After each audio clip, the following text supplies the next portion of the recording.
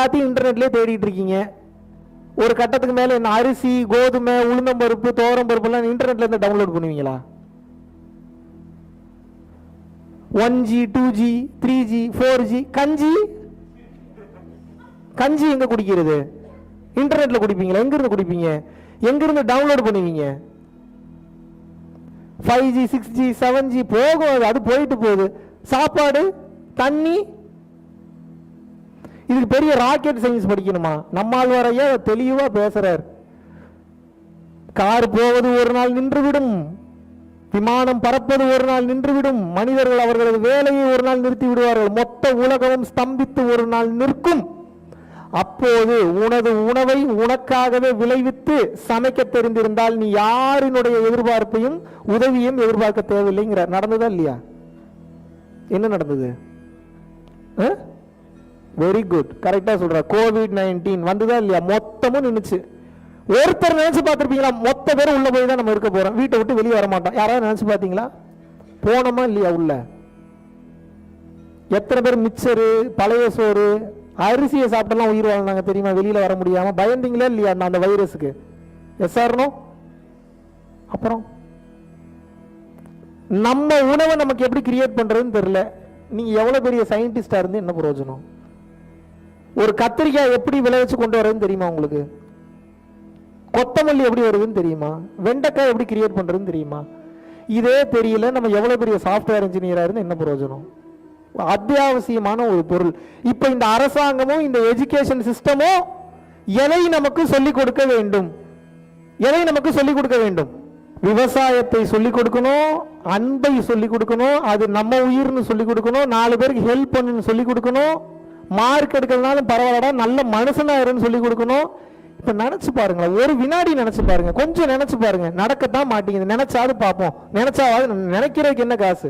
பெருமாளையே அடிக்கடி சொல்லுவார், நினைக்கிறதுக்கு கஞ்ச பிசாயத்தனம் பண்றாங்க, ஏன்னே தெரியலங்க அப்படிங்கிறாரு. நினைக்கிறதுக்கு என்ன? அடிக்கடி அந்த வார்த்தையை சொல்லுவார். சும்மா தானே நினைக்கிறோம். காடி எடுத்துட்டு போகும்போது பக்கத்துல வள்ளலார் இருக்காரு, அவர் ஏன் வள்ளலார் எங்க அப்பன் அப்படின்னு நினைச்சிட்டே காடி ஓட்டுங்க பாரு. நானே அவ்வளவு நாள் அதை பண்ணி பார்த்தது இல்லை. ஆஹா பரவாயில்ல, நல்ல மேட்டரா இருக்கு. ஆமா இல்ல, நினைச்சு பாக்குறேன். பக்கத்துல வள்ளலாரோ சிவானந்த பரமஹம்சரோ உட்கார்ந்து வந்தா எப்படி இருக்கும்? எப்படி இருக்கும்? ஏன் நினைச்சா வரமாட்டாங்களா அவங்க? சர்வ வியாபிகள் அகிலம் எங்கும் பரவி இருக்காங்க. உட்கார்ந்து வர மாதிரி நினைக்கிட்டுமே, போய் டிராப் பண்ணட்டும், நம்ம மறுபடியும் நம்ம கூட ரிட்டர்ன் வராங்க. அப்படி ஒரு நிமிஷம் நீங்க நினைச்சு பார்க்கணும். இப்ப எப்படி நினைக்கணும்னா, அரசாங்கமும் இருக்கக்கூடிய மனிதர்களும் சக உறவினர்களும் அனைவரும் இந்த மனநிலையில இருக்காங்க. எந்த மனநிலை? உங்ககிட்ட இருந்து எதையும் எதிர்பார்க்கல. இந்த உயிர் எப்படி நல்லா இருக்கும்? இந்த உயிருக்கு நம்ம என்ன செய்ய முடியும்? என்ன கொடுக்க முடியும்? எப்படியெல்லாம் இந்த உயிருக்கு நம்ம சப்போர்ட் பண்ண முடியும்? எப்படியெல்லாம் துணை நிற்க முடியும்? இந்த உயிரை எப்படி அரவணைச்சு போக முடியும்?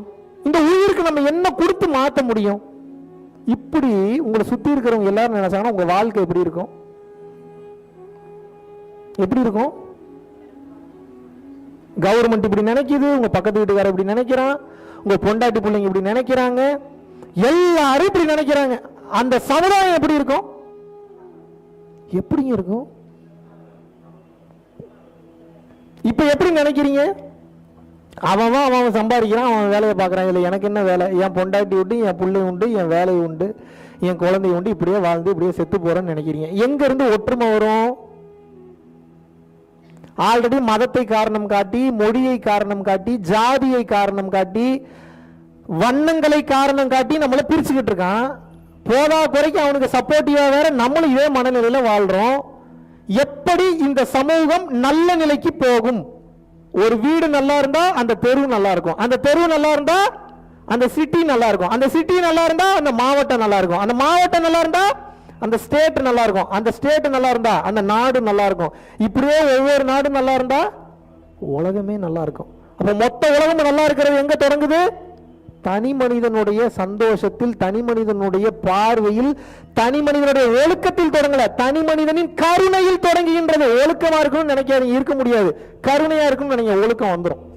எப்படி ஒரு காந்தமானது இரும்பு துகள்களை ஈர்த்து விடுகிறதோ, இரும்பை ஈர்த்து விடுகிறதோ, அதுபோல கருணை என்பது அனைத்து நல்ல குணங்களையும் ஈர்த்து விடும். எல்லாத்தையும் இழுத்துரும். நீங்க சிலபஸ் தேடவே வேண்டாம். நான் எத்தனை நல்லதா இருக்கிறது, இப்படி நல்லா இருக்கிறதா, அப்படி நல்லா இருக்கிறதா, எதெல்லாம் இப்படிதான் யோசிக்க வேண்டாம். அன்பா இருங்க, எல்லா குவாலிட்டியும் வந்துடும். சிம்பிளான ஃபார்முலா. அன்புனா என்ன? சும்மா இருக்கிறது, பேசாம இருக்கிறது பேர் அன்பு கிடையாது. அந்த உயிருக்கு நான் எப்படி நல்லது செய்ய முடியும்னு பார்த்துட்டீங்கன்னா அதுக்கு பேர் அன்பு. நீங்க அன்பா இருந்துட்டீங்கன்னா அந்த உயிருக்கு தெரிஞ்சிடும். ஏன்னா அந்த உயிரும் அன்பினால் தான் கட்டமைக்கப்பட்டுள்ளது. அவங்க கான்சியஸ் மைண்ட்ல உங்களை தப்பான ஆள்னு நினைச்சா கூட அவங்களுடைய ஆன்மா விட்டு கொடுக்காது. ஏதோ தப்பா நினைக்கிறடா, அவன் நல்லவன்டா அப்படின்னு எது சொல்லும்? அது எப்ப நடக்கும்? நீங்க அன்பா இருந்தா தான் நடக்கும். எப்போது ஒரு மனிதன் உண்மையான அன்போடு வாழ ஆரம்பித்து விடுகிறானோ காந்தமாக மாறி விடுகிறான். எப்ப காந்தமா மாறிடுறானோ சுத்தி இருக்கக்கூடிய அந்த எல்லா சக்தியும் அவனுக்கு கிடைச்சிடும். மனிதனுடைய அருள் மட்டும் கிடைக்காது. புதுசா ஒரு இடத்துக்கு போறானே, இப்ப இந்த இடத்துக்குன்னு ஒரு தேவதை இருக்கும். அந்த தேவதை அவனுக்கு ஃப்ரெண்ட் ஆயிரும். இவன் கேட்காம இவனுக்கு சப்போர்ட் பண்ணும். புதுசா வேற ஒரு இடத்துக்கு போறானா, அந்த இடத்துல ஏதாவது ஒரு அருட்சக்தி இருக்கா, ஒரு சித்தர் இருக்காரா, இவனுக்குள்ள பூந்து உனக்கு வேணுங்கிறத கிளென்ஸ் பண்ணி விட்டு அவங்க பாட்டுக்கு அவங்க வேலையை பார்ப்பாங்க. இவன்ட்ட பர்மிஷன் கேட்கணும்னு அவசியமே இல்லை. நல்லது பண்றதுக்கு எதுக்கு பர்மிஷன் கேட்கணும்? கெட்டது நல்லவனுக்கு ஏதாவது பண்றதுனா தான் நல்லது கிட்ட பர்மிஷன் கேட்கணும். நல்லதுக்கு நல்லது பண்றதுக்கு எதுக்கு பர்மிஷன் கேட்கணும்? டக்கு டக்குன்னு வந்து நல்லது பண்ணிட்டு போவோம். நீங்க கண்ணுக்கு தெரிஞ்ச நல்லது மட்டும் தான் பாக்குறீங்க. அன்பா இருங்க, கண்ணுக்கு தெரியாத பெரிய பெரிய நல்லதெல்லாம் நடக்கும்.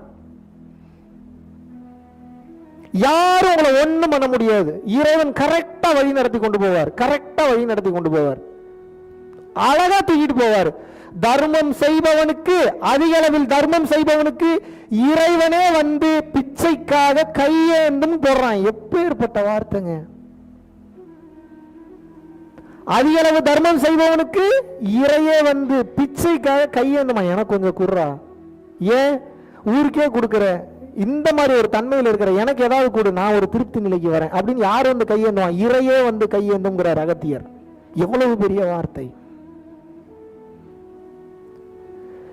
எப்பயுமே 1 2 3 4 கணக்கே போட்டு ஏபிசிடி கணக்கே பேசிக்கிட்டு நல்லது கெட்டதே பேசிட்டு இப்படியே பேசிக்கிட்டு இருந்தீங்கன்னா எப்ப இந்த தியரிக்குள்ளெல்லாம் வர போறீங்க? நீங்க பிராக்டிக்கல் தியரி, அன்புன்ற தியரிக்குள்ள எப்ப வர போறீங்க? கம்ப்ளீட்டா வேற டைமென்ஷன் இது. இது ஆனந்த நிலையோட உச்சம்.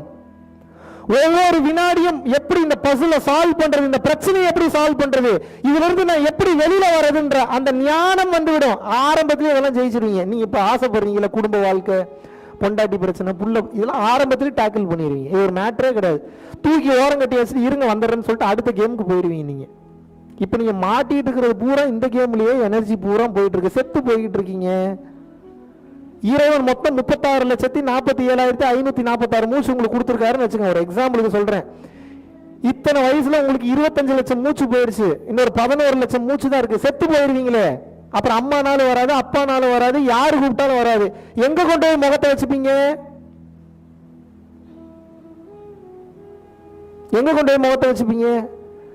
இதுக்காக மறுபடியும் நீங்க பிறந்து வருவீங்களா? எதை கத்துக்கிறதுக்கு? இதை கத்துக்கிறதுக்கு. இறைவன் உங்களுக்கு வேண்டும் என்கின்ற அனைத்தையும் அளவு கடந்து கொடுக்க தயார் நிலையில் இருக்கின்றான். ஆனால் அன்பு என்ற ஒன்றை மட்டும் உங்களிடம் எதிர்பார்க்கிறான். ஏன் அன்பா இருக்கணும்? எங்க உங்க வீட்டுல கல்யாணம் பண்ண பொண்டாட்டி உங்க மேல அன்பா இருக்கும்னு நினைக்கிறீங்களா இல்லையா? பதில் சொல்லுங்க. உங்க புருஷன் உங்க மேல அன்பா இருக்குன்னு நினைக்கிறீங்களா இல்லையா? உங்க பிள்ளைங்க உங்க மேல அன்பா இருக்கணும்னு நினைக்கிறீங்களா இல்லையா? நீங்க அப்படி எத்தனை பேர் மேல அன்பா இருந்தீங்க? பிரபஞ்சம் என்ன சொல்லுது? நீ எதை கொடுக்கின்றாயோ அதை நான் உனக்கு பல மடங்கு திருப்பி கொடுப்பேன். நீங்க அன்பு கொடுத்திருந்தீங்கன்னா அன்பு பல மடங்கு திருப்பி வந்திருக்கும். கொடுத்தீங்களா? கொடுக்கவில்லை என்றால் பிரச்சனை வேற யாருக்கு இல்ல, உங்களுக்கு தான் பிரச்சனை. எனக்கு ஒரு பிரச்சனையும் இல்லை. அன்பா இருக்கிறதுனால நான் ஜாலியா வாழ்றேன் என் வாழ்க்கைய. அன்பா இல்லைன்னா நான் மிதி வாங்கிட்டு அடி வாங்கிட்டு நான் சாக போறேன். இது என் சம்பந்தப்பட்டது. ஆக மொத்தம் கொடுப்பது திரும்பி பல மடங்கு வரும். கொடுக்க தயார் நிலையில் இல்லாதவனுக்கு எதுவும் திரும்பவும் வராது. கொடுத்தீங்களா? கடன் கொடுத்தீங்க, அன்பு கொடுத்தீங்களா? பணத்தை கொடுத்தீங்க, அன்பு கொடுத்தீங்களா? வெறுப்புணர்வை கொடுத்தீங்க, அன்பு கொடுத்தீங்களா? வாசி யோகம் தேவையில்லை, குண்டலினி யோகம் தேவையில்லை, அந்த யோகம் தேவையில்லை, இந்த யோகம் தேவையில்லை, ஒரு யோகமும் தேவையில்லை. அன்பை விட மிக சிறந்த யோகம் உலகத்திலேயே கிடையாது. கொடுத்தீங்களா? எப்படி ஒரு பொறாமை உணர்வு எப்படி வருது உங்களுக்கு? அவன் முடிச்சதுக்கு அவன் செய்யறதுக்கு அவன் அனுபவிக்கிறான். நல்லதோ கெட்டதோ, நீங்க எப்படி அதை கண்ட்ரோல்ல எடுக்கணும்னு நினைக்கிறீங்க? How is it possible? How can you do like that? Who gave the permission to do it? Final நான் சொல்ல வர்றது ஒன்னே ஒன்று தான். மொத்த இவ்வளவு நேரம் நான் பேசின மேட்டர் என்ன தெரியுமா? ஒரே வார்த்தை தான். என்ன? எது உங்களுக்கு கிடைக்கணும்னு நினைக்கிறீங்களோ அதை அதிகமாக கொடுங்க, இல்லைன்னா வராது. இவ்வளோதான் மேட்ரு. கொடுக்க கொடுக்க எங்கே வரமாட்டேங்குது அப்படின்னீங்கன்னா நீங்கள் கொடுக்க தகுதி இல்லாதவர்னு அர்த்தம். கொடுக்கறதுன்னா என்ன? எதிர்பார்ப்புலாம் கொடுத்துக்கிட்டே இருக்கிறது, இதுதான் கொடுக்கறது. எதெல்லாம் உங்களுக்கு வேணும்னு நினைக்கிறீங்களோ அதெல்லாம் நீங்கள் கொடுக்கணும், யாருக்காவது கொடுக்கணும், இல்லைன்னா வராது. அன்பு வேணும்னா அன்பு கொடுக்கணும், அருள் வேணும்னா அருள் கொடுக்கணும், பிளஸ்ஸிங் வேணும்னா நீங்கள் யாராவது பிளஸ் பண்ணணும், உதவி வேணும்னா நீங்கள் வேற யாருக்காவது உதவி பண்ணணும், சாப்பாடு உங்களுக்கு பசியில் எப்பயாவது தேவைப்படுதுன்னா நீங்கள் யாருக்காவது பசியில் சாப்பாடு கொடுக்கணும், பண உதவி எப்பயாவது உங்களுக்கு அவசரத்துக்கு கிடைக்கல அப்படின்னு நினைச்சு நீங்கள் அவனுக்காவது அவசர உதவிக்கு நீங்கள் பணம் கொடுக்கணும். ரோட்டில் உங்கள் காரு உங்கள் காடி பிரச்சனையாகி டயர் ப்ராப்ளம் ஆகி நிற்கிது அப்படின்னா நீங்கள் ரோட்டில் காடி வேற எவனா டயரில் பஞ்சர் ஆகி நின்னானா அதுக்கு நீங்கள் போய் உதவி பண்ணணும், இல்லைன்னா அந்த டைமில் உங்களுக்கு உதவி வராது. ஏன்? இதை கற்றுக்கிறதுக்கு தான் இந்த பிறவி எடுத்திருக்கீங்க.